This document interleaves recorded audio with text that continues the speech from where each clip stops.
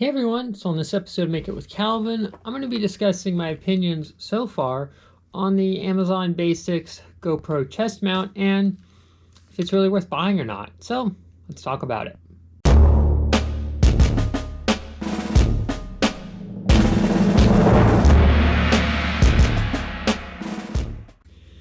Now, the backstory behind why I wanted a chest mount in the first place is I knew that on an upcoming trip with Danielle to the Redwoods, we were going to be doing kayaking amongst some hiking and some other things, and I said to myself, gee, having a chest mount would actually be really helpful, especially when it comes to the kayaking, so that way I can record what's going on while remaining hands-free, because obviously it takes two hands to row a kayak, and if you fall out, you kind of need two hands to swim.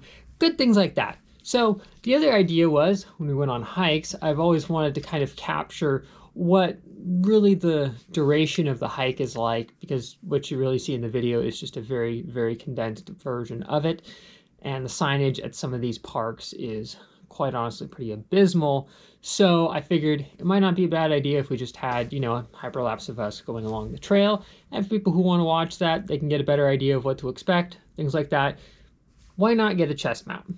Now I have a GoPro subscription, which is really nice for the cloud storage, and I also get a discount on the equipment, but I decided to go with the really cheap in comparison Amazon Basics chest mount just to see if it's really worth the price difference. Now, mind you, I don't have the GoPro one to compare it to, so I'm just basing this off my initial impressions and use with this, but I will say this actually worked decently well for what we were doing. Now, a couple of minor issues that we ran into was the plastic that makes up the little quick release mount.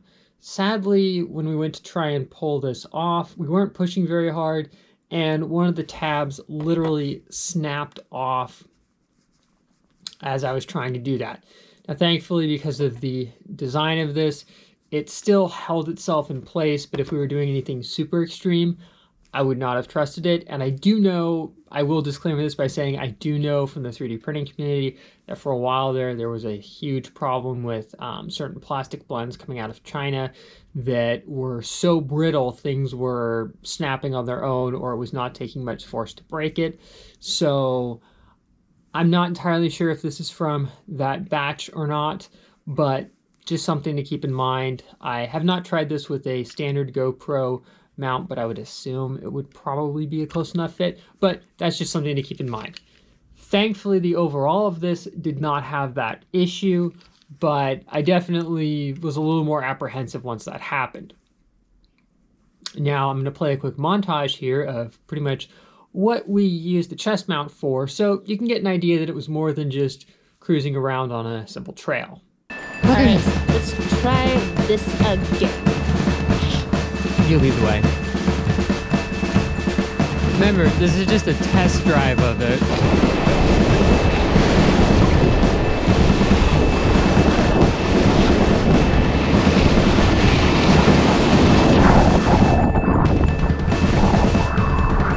Dude, we can plastics. Okay. So, I'm higher than Danielle. Yeah, I'm gonna go back. Oh god!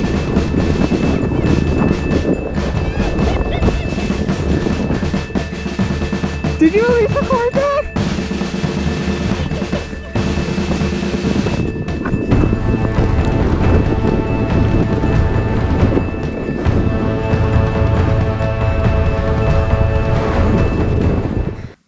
So, with all that being said, I will say that there are a couple of caveats to using a chest mount. Just in general, it does not really vary on the brand. And one of them is obviously the fact that depending upon how you orient your body is going to vary how the footage turns out. Obviously, if you're leaning forward, you're going to get a great shot of your feet and the ground and your legs. And if you have to lean back for whatever reason, you get the drift. As with the kayaking thing, my life jacket or PFD actually kind of came up when I was in the water and was partly blocking the camera for that short period of time. And then I went, oh, that doesn't make good footage. So I kind of pulled it down and swam for shore.